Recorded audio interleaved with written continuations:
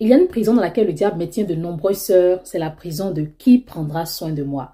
J'ai posté ma vidéo où je parlais de la fornication, la vie de débauche et tout. Et il y a une sœur qui a mis en commentaire que elle, ce n'est pas le désir de tomber qui la tente, mais c'est plutôt le fait de qui lui donnera de l'argent pour prendre soin d'elle, raison pour laquelle elle se sent obligée d'avoir un copain tout en allant à l'église. Quand j'ai vu son commentaire, ça m'a rappelé ma vie passée. Il faut savoir que j'ai grandi dans l'église et tout. J'allais tous les dimanches à l'église. Et pendant que j'allais à l'église, je menais cette double vie. Je vivais dans la débauche.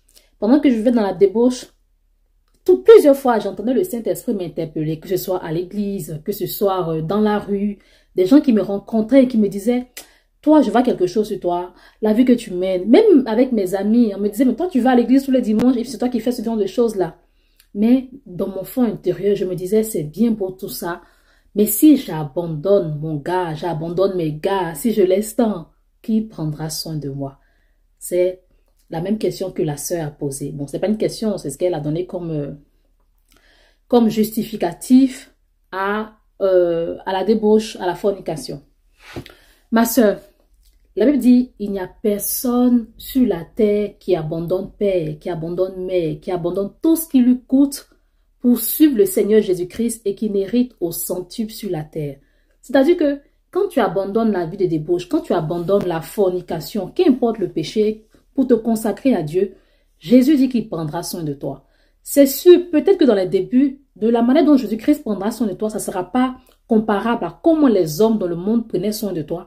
Mais crois-moi que tu seras heureuse, tu seras en paix. Je me suis longtemps, pendant des années, posé cette question. Qui prendra soin de moi? Seigneur, si j'abandonne, qui prendra soin de moi? Regarde comment on galère pour manger à la maison. Regarde comme c'est dur. On mange une fois par jour. Seigneur, si j'abandonne, qui prendra soin de moi? Et un jour, j'ai pris le risque de tout abandonner. Je ne vous dis pas que quand j'ai tout abandonné, automatiquement Dieu a suscité les cœurs. Non, j'ai connu la galère. J'ai connu la galère, j'ai connu la galère, j'ai connu la galère. Même une pièce de 25 francs, ça ne fait même pas 1 centime en euros. Hein. C'était difficile pour moi d'avoir. Et pendant ce temps, oui, le diable me rappelait que, grâce, est-ce que tu n'as pas fait une erreur? Tu es sûr que c'est Dieu qui t'a demandé d'abandonner tous ces gars. Tu aurais pu abandonner les autres, mais rester au moins avec ton titulaire. Mais avec mon titulaire, qu'est-ce qu'on allait faire? Il y aura forcément la fornication. J'ai connu la dèche, comme on le dit en Côte d'Ivoire. Mais j'ai décidé de ne pas renoncer. J'ai décidé de ne pas renoncer. Je n'ai pas renoncé à Dieu. Je me suis attachée à Jésus-Christ malgré que j'avais faim. Malgré qu'on mangeait une seule fois à la maison. J'ai dit, Jésus-Christ, je m'attache à toi. Tout ce que je te demande, c'est que tu me fortifies. Je ne veux plus retourner dans mon passé. Parce que oui, les gars, même si je retourne avec les gars, ils prendront soin de moi. Mais si la mort me trouve pendant qu'ils sont en train de prendre soin de moi, où est-ce que je me retrouverai? C'est quoi mon... Ou est-ce que je serai au paradis ou est-ce que je serai auprès de Dieu? Non. Non. Et c'est comme ça que je suis restée là, dans la galère. Et le Seigneur, il voyait que sa fille, malgré la tentation, parce que oui, j'ai été plusieurs fois tentée. Des hommes qui apparaissent de nulle part, des ex qui revenaient un bon matin. Ah, ça te dirait de... petite, petite blague. Je me rappelle que il y a des fois où j'étais là le matin, j'ai faim, je n'ai pas encore mangé. Et là, voici un ex qui va m'écrire. Coucou, Gracho, là je suis à l'hôtel d'Ivoire. Est-ce que ça te dirait d'avoir des croissants de l'hôtel d'Ivoire? Parce que j'aimais tellement les croissants de l'hôtel d'Ivoire. Donc tu t'imagines, toi une soeur, tu as décidé d'abandonner tout pour suivre Christ. Tu as fait, et voilà, un message qui tombe. Satan ne va jamais te tenter avec des choses qui ne te coûtent pas. Satan te tentera toujours avec tes besoins. Il te tentera toujours avec tes désirs.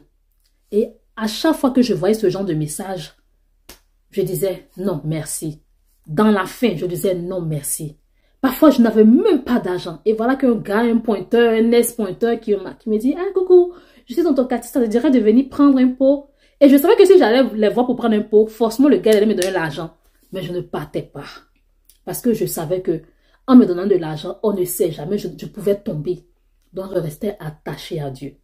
Dieu voyant que sa fille, malgré tout ça, elle n'abandonnait pas. Qu'est-ce que Dieu a fait? Il permettait que des tontons viennent à la maison. Ils peuvent me dépanner 1000 francs, on va dire peut-être 1 euro et quelques 2 euros. Ils peuvent me dépanner 5000. Et c'est avec ça que je me contentais. Et je ne te dis pas, ma soeur, Le bien fou que ça me faisait. Le bien de savoir que cet argent que j'ai eu, je ne l'ai pas eu suite à un mensonge. Le bien que ça me faisait de savoir que cet argent que j'ai eu, je n'ai pas eu suite à la fornication. Mentir ici, ah je suis malade, ah je suis enceinte, tant, rien que pour de l'argent. Vous savez quoi mes sœurs? Quand tu as la connaissance de Christ, quand tu sais que Dieu n'est pas d'accord avec la vie que tu mènes, mais que tu insistes, Dieu permettra que oui, tu aies de l'argent. Bon, je ne sais pas si c'est Dieu ou c'est le diable, mais en tout cas, tu auras de l'argent. Mais cet argent-là, ça ne portera pas un fruit qui va durer dans le temps. Je vous assure. Quand j'étais dans le monde, oui, j'ai eu de l'argent. Je me suis acheté les vêtements que je voulais. J'ai fait ce que je voulais, les téléphones. J'avais les derniers téléphones à l'époque. Mais vous savez quoi? Quand je donnais ma vie à Dieu, j'ai tout perdu.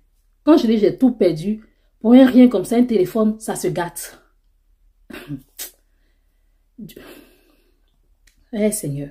En gros, je veux te dire, ma soeur, ne tombe pas dans la fornication parce que tu veux que Dieu prenne soin de toi. Aujourd'hui, nous sommes à l'ère de la grâce.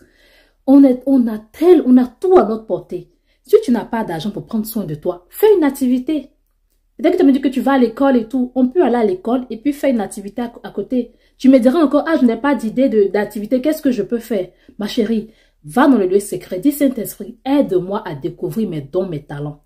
Aide-moi à connaître mon appel. Et crois-moi que c'est ce qui te permettra de prendre soin de toi. Le problème, c'est que beaucoup de sœurs sont paresseuses. Oui, excusez-moi, mais il y a beaucoup de chrétiens qui sont paresseux. Eux, ils ne passent que leur temps prier, aller à l'église. Non, on ne prie pas seulement. Tu pries et tu fais bouger tes mains. Tu pries et tu fais bouger tes pieds. N'aie pas honte. Même si c'est un petit business qui ne te donne pas grand chose, n'aie pas honte. Vas-y, fais-le. Et le Seigneur qui est fidèle, le Seigneur qui voit que sa fille a tout abandonné. Sa fille savait que des gars pouvaient prendre soin d'elle, mais elle a décidé de se consacrer. Le Seigneur prendra soin de toi. Le Seigneur bénira le fruit de tes mains. Je dis toujours aux gens ici que, aujourd'hui, si on dit que toutes les entreprises du monde sont fermées, pendant la Covid, on a vu, je dis que moi, je ne mourrai pas de faim. Pourquoi? Parce que Dieu a mis en moi des dons. Dieu a mis en moi des talents que je peux monétiser. Et même je monétise certains présentement. Tout ça, le Saint-Esprit permet pour ne pas qu'on aille mentir, pour ne pas qu'on aille commettre la débauche. C'est pourquoi il met en nous tous ces dons, ces talents. Ma chérie, ne fais pas ça. En réalité, quand tu commets la fornication, qu'est-ce que ça va t'apporter? Mari de nuit. Des alliances spirituelles. Des alliances qui ne sont pas visibles à l'œil nu. Les alliances, on ne voit pas. Quand on vit dans la débauche, dans le péché, on ne voit pas les conséquences.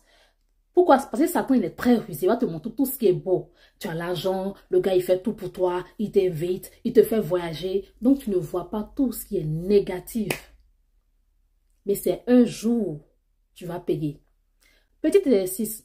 Regarde dans ton entourage. Toutes tes tantes, toutes tes grandes sœurs avant qui étaient des modèles pour toi. Aujourd'hui, où elles sont? Peut-être que tu me diras, oui, il y a une là, c'était une grande go. Aujourd'hui, elle est toujours une grande go. Mais quand toi-même tu la regardes avec ton œil spirituel, est-ce que tu penses qu'elle est heureuse? Elle n'est pas heureuse. C'est ce qui me plaît chez le Saint-Esprit. C'est que Jésus-Christ de Nazareth, quand tu ne l'as pas, tu ne peux pas être heureux. Tu auras tout ce que le monde appelle bonheur, mais tu ne seras jamais heureux. Donc, ma chérie, mets une croix sur la fornication. Mets une croix sur, ah oui, il faut que je me mette avec un gars pour qu'il prenne soin de toi. Va travailler. Va travailler. Cherche un travail à faire. Même si on n'accepte pas tes CV, vends des oranges devant la porte. Si tu es en Afrique, si tu es en Europe, va postuler. Fais toutes sortes de boulot pour subvenir à tes besoins.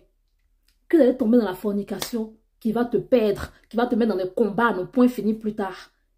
Regardez-nous aujourd'hui, on ne fait que prier, briser les liens. Pourquoi? Parce que nos parents avant ont posé des actes qui nous condamnent aujourd'hui. Mais on prie pour qu'on